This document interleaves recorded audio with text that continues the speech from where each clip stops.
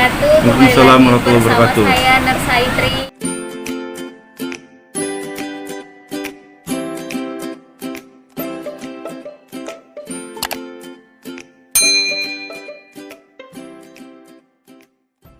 Alhamdulillah kita punya waktu bisa sharing bersama siapa nih Pak?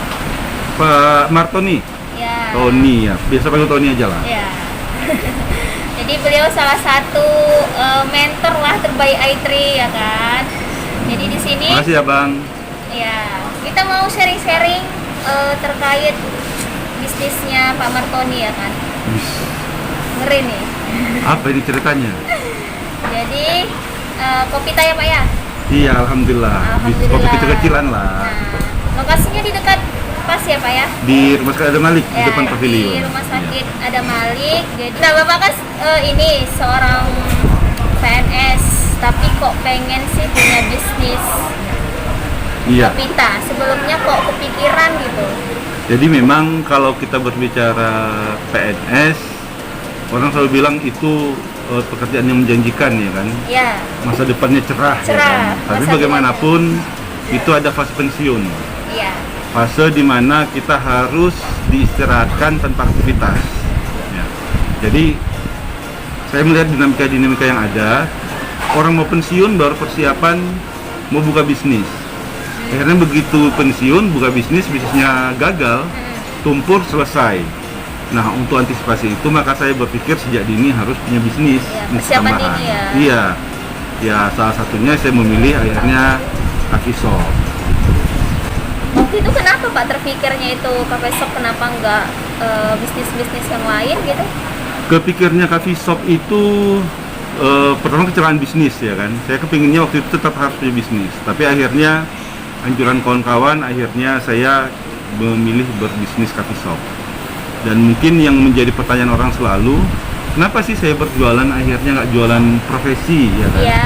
Karena kan saya perawat. Biasa kalau perawat itu identik dengan praktek perawatan luka, Iya, praktek terutama mandiri. sunat ya kan. Iya. Nah, kalau di kampung-kampung itu sunat. Yang baru-baru ini juga bekam mungkin ya. Bekam. Saya juga ketepatan saya ikut pelatihan ruqyah, saya ikut pelatihan bekam, saya ikut pelatih hipnoterapi. Nah, Iya, iya. tetapi saya lihat akhirnya itu bukan diri saya, nggak gue banget. Lagu banget ya Pak. Jadi hanya itu menjadi pelengkap bagi saya untuk menambah pengetahuan agar saya bisa memodifikasi secara baik dengan kehidupan saya. Nah itu jadi saya melihat oh ini bukan passion kalau kata orang-orang zaman sekarang passion. Ya kalau misalnya kita kaitkan dengan pekerjaan saya, PNS itu sebagai karir, ya kan. Perawat itu sebagai profesi, Iya. berbisnis itu bagi saya adalah passion, begitu dia. Nah kan menurut Bapak kalau sekarang ini banyaklah anak-anak muda itu kan yang mungkin yang baru tamat kuliah itu pada galau. Nah mungkin kan kayak sebelumnya mau mempersiapkan ujian kompetensi itu kan mereka pasti ada nganggur, masa-masa nganggurnya. Itu kan banyak yang baru-baru tamat nih pada galau lah mau menentukan jati diri dia lah, bisa dibilang gitu kan. Dan mereka selalu menganggap bahwa misalnya bekerja itu kayaknya harus di rumah sakit. Karena kan mereka belum menemukan passion mereka di mana gitu. Menurut Bapak sendiri, merubah mindset generasi-generasi yang akan datang ini gitu. Iya. Jadi kalau bicara mindset itu sebenarnya ada faktor-faktor internal ya kan, ada faktor eksternal. Yang mana itu banyak hal-hal yang mempengaruhi. Nah, tetapi bagaimanapun mindset ini harus kita tanamkan sejak dini, ya kan? Mungkin di masa perkuliahan udah ya. Iya, jadi kalau saya mengatakan itu mindset itu seharusnya dibangun atau passion itu dibangun ketika sebelum kuliah, yaitu ketika seleksi masuk, itu pihak kampus harus betul-betul menyeleksi si mahasiswa ini, calon mahasiswa ini benar-benar punya passion tidak sebagai perawat, ya kan? Atau setelah dia tamat, jadi dia menjalani proses pendidikan keperawatan, dapat profesi perawat, kemudian dipastikan lagi passionnya, apakah memang passionnya sebagai perawat atau tidak. Itu yang sudah pernah saya rasakan soalnya. Saya waktu tamat kuliah, saya tidak berpikir jadi perawat malah. Waktu itu saya ada aktivitas grup musik kecil-kecilan lah. Saya melihat di situ malah duitnya lebih jelas untuk menjadi perawat, ya kan? perawat itu gajinya waktu itu di bawah 1 juta, hitungan ratusan ribu. Sementara saya dengan nyanyi aja 1 kali manggung itu bisa ada 500 ribu. Iya. Kalau sebulan 4 kali, saya dapat 2 juta, kan lebih enak saya nyanyi-nyanyi seminggu sekali nampilnya, dapat makan, daripada harus saya jaga malam segala macam. Nah, di situ yang saya sadar bahwa mengenali diri itu penting, sehingga kita tidak menuntut orang lain yang merubah kita. Iya. Tapi kita yang merubah diri kita sendiri, sehingga kita akan mengalir mengikuti alur hidup. Kita akan terus menjalani aktivitas kita tanpa terbebani bahwa gagalku ini karena aku salah jurusan, gagalku ini karena ini. Itu yang saya lihat mindset yang salah. Ketika kita selalu menyatakan, oh aku salah jurusan, bagi saya nggak ada salah jurusan. Oh aku takut murtad profesi, kabar. Oh, ada istilah seperti itu kan. Oh bagi saya nggak ada istilah takut untuk murtad profesi, kan tidak ada istilah murtad profesi. Tinggal bagaimana memodifikasi semua keilmuan itu menjadi sesuatu yang bermanfaat bagi kita dan orang lain. Bagaimana memodifikasinya menjadi diri kita. Gitu.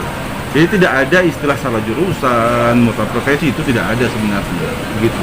Nah mungkin kayak Aitri kan Pak, dulu ya sempat lah, alhamdulillah bisa berkenal sama Bapak sewaktu masa perkuliahan.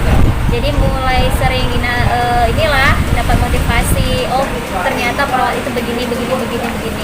Dan akhirnya kan setelah tamat perkuliahan kan Aitri nggak ada bekerja sama sekali. Dan alhamdulillahnya kan saat ini kan Aitri udah jadi mentor untuk mengajar bimbel. Dan mungkin adalah sedikit bisnis kecil-kecilan terkait untuk makanan MPASI bayi. Nah jadi kan Aitri banyak sih kadang yang ngomong ke Aitri gitu, kenapa sih nggak mau jadi PNS gitu kan? Karena kan sekarang ini lagi bisa dibilang ya gentar-gentarnya lah. Ya kan? Menjanjikan ya.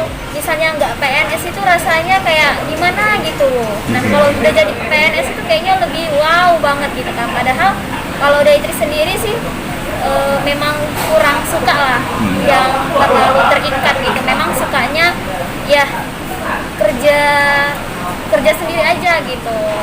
Nah itu gimana kira-kira? Bagi saya bagus. Yang saya harapkan sebenarnya generasi perawat itu ya seperti itu. Tidak mengeluh, ISTR nggak selesai, tidak mengeluh, aku nggak lulus UKOM, tidak mengeluh segala macam, tidak menyalahkan OP, tidak menyalahkan siapapun. Karena bagaimanapun merubah orang lain itu adalah hal yang tidak mungkin. Yang paling mungkin adalah merubah diri kita sendiri. Mau pakai tools apapun kita merubah orang lain, ketika diri dia tidak ada niat untuk berubah, ketika dia tidak kita tanamkan untuk berubah, maka dia tidak akan pernah berubah. Yang paling mungkin adalah merubah diri kita sendiri. Kita mau jadi apa? Mau bagaimana? Kan itu. Goals-nya hidup kita ini apa? Maka kita harus mengenali diri kita. Gitu. Itu yang selalu kita galau dan salah menyikapi fenomena berprofesi.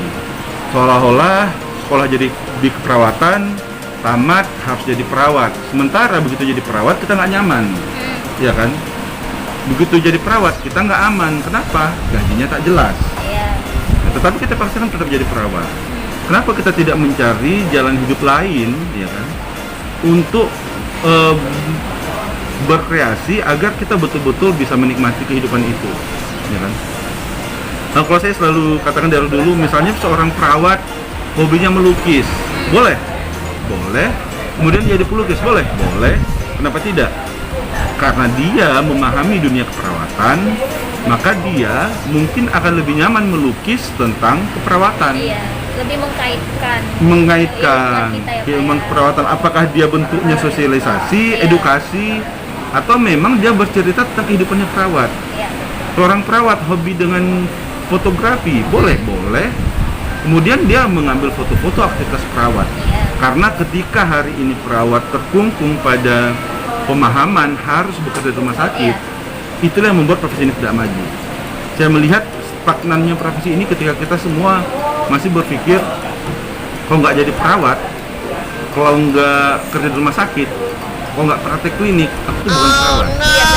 Kan itu. Ingat, perawat adalah profesi, merawat adalah passion.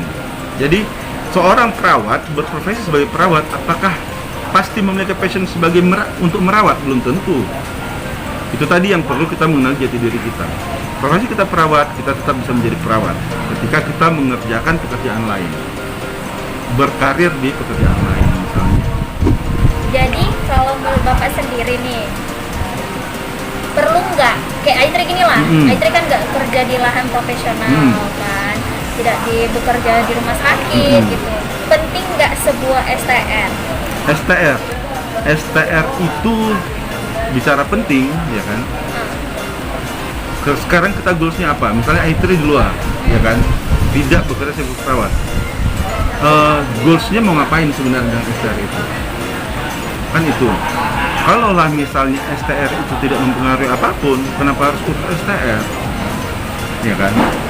Tetapi bagaimanapun hari ini kan STR sebagai exam uji kompetensi itu, sehingga kita mendapatkan STR.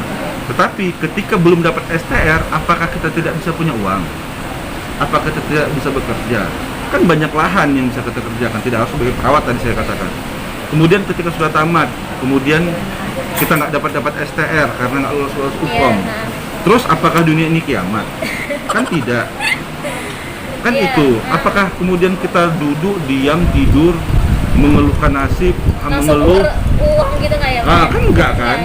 Tetap kita harus bekerja. Nah, biarlah takdir yang membawa kita untuk mendapatkan STR itu. Sekali lagi saya katakan, saya dulu itu nggak pernah tamat dari perawat itu saya nggak mikir mau jadi perawat. Tapi takdir yang membawa saya jadi perawat. Saya tiba-tiba ditelepon kawan, Ton, datang ya ke Jalan Pelajar waktu itu, hari Minggu. Ngapain kak? Udah datang aja. Tapi pakai baju perawat. Karena saya waktu itu hobi lagi sering ikut bakso, saya kira ikut bakso nih. Sampai sana tiba-tiba, Ton, mulai hari ini Tony perawat di klinik ini. Kami jadi manajemen, malah menjadi pengelola, bukan hanya perawat itu tapi jadi pengelola. Heran kan? Kemudian saya lanjut S1 perawatan, buka CPNS. Jujur IPK saya 2,64 ya kan. Waktu itu trennya CPNS itu minimal 2,8, sementara saya 2,64. Tapi nggak tahu gimana, waktu saya terima CPNS itu nggak ada syarat minimal IPK. Jadi ya udah saya ikut ujian. Dan cita-cita saya itu, saya kepinginnya di kantor kesehatan pelabuhan, bukan di rumah sakit. Sampai akhirnya saya mau merubah berkas, nggak diizinkan sama tim panitia. Saya ikut ujian, lolos. Siapa yang duga 2,64.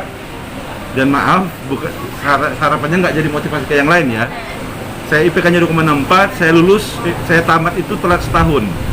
Karena saya di akhir semester waktu itu, saya mendampingi Akabri dan 4 matra lainnya, 5 matra ya. STPDN, Angkatan Laut, Angkatan Udara, Angkatan Darat, dan STAN. Saya mendampingi mereka untuk latih tarda. Ada istilah latihan integrasi taruna dewasa itu selama 3 bulan di daerah-daerah. Ini saya mendampingi mereka, akhirnya saya telat untuk menyelesaikan studi. Dan juga faktor, memang saya ada beberapa mata kuliah yang nggak selesai waktu itu. Dan itu mata kuliah itu sampai ada, jujur, ada yang E yang saya bungkus gitu, ada yang D, ya kan? Yang saya bungkus, yang saya anggap itu mata kuliah yang tidak terlalu mendukung untuk saya ke depan. Nah, ini jadi biarkan saja, semua itu Tuhan yang atau Allah yang akan mendekatkannya kepada kita, yang akan memberikannya kepada kita. Kita nikmati aja hidup ini. Nah mungkin kalau pesan dari Bapak lah untuk generasi penerus perawat di seluruh Indonesia, apa kira-kira ini Pak? Pesannya generasi perawat seluruh Indonesia. Pertama, kenali dirimu siapa. Jangan maksa banget gitu. Mentang-mentang, oh bapakku sudah habis uangnya puluhan juta untuk nyekolahin aku, jadi aku harus jadi perawat. Kita niatnya mau membanggakan orang tua, kita bekerja sebagai perawat tapi nggak bisa membanggakan uangnya, atau kita melakukan pekerjaan lain atau aktivitas lain tapi bisa membanggakan uangnya. Kenali dulu. Kalau memang kita membanggakan dia sebagai perawat kita, dan itu passion kita, silahkan. Saya yakin uangnya akan ikut kembali. Kenapa? Ketika kita fokus dengan profesi sebagai perawat dengan niat mencari uang, pasti kita akan diarahkan untuk mendapatkan itu. Kita akan ikut kursus, pelatihan, ambil sertifikasi segala macam, yang sehingga kompetensi kita naik, bayaran kita juga besar. Gitu. Maaf, ya bukan apa, karena itu tadi saya sudah mengalaminya sendiri. Karena saya ambil pelatihan khusus, saya ikut TOT-nya, akhirnya saya bisa mengajar walaupun saya diploma 3. begitu. Nah, harapannya ya jangan sampai lagi menganggap dunia ini kiamat ketika tidak ada STR, ketika tidak kerja segala macam. Itu jadi memang ya perbaiki niat lah. Nah, kita berprofesi mau ngapain? Ya, ingat kita, kalau saya selalu istilahkan ada passion, profesi, pekerjaan, ya kan? Passion kita apa? Profesi kita apa? Kita gabungkan ke dalam ini menjadi sebuah pekerjaan. Ketika ini tidak tergabung secara baik, maka ini akan mempengaruhi kinerja. Iya benar. Ketika passion kita buruk, misalnya kan, kita bekerja, berprofesi atau bekerja tidak sesuai dengan passion kita, maka akan hancur. Nah, kuncinya adalah di passion. Maka kalau saya sempat membuat sebuah tagline tentang perawat itu kan, P-nya itu passion, E-nya itu etiko-legal, R-nya religius, A-nya aktif, V-nya wawasan luas, A-nya lagi ahli, T-nya itu terampil. Untuk bahasan tentang perawat itu nanti kita bahas di sesi diskusi berikutnya. Iya. Oke. Jadi itu aja Pak mungkin ya. Iya, itu closing statement-nya. Tetap semangat, tetap beraktivitas, jangan merasa kiamat dengan tidak adanya sertifikat STR. Iya. Surat tanda registrasi. Iya. Mungkin teman-teman sekian video dari kita. Ditunggu video selanjutnya, sesi berikutnya kita akan ada sesi-sesi lagi ya. Sekian dan terima kasih. Assalamualaikum warahmatullahi wabarakatuh.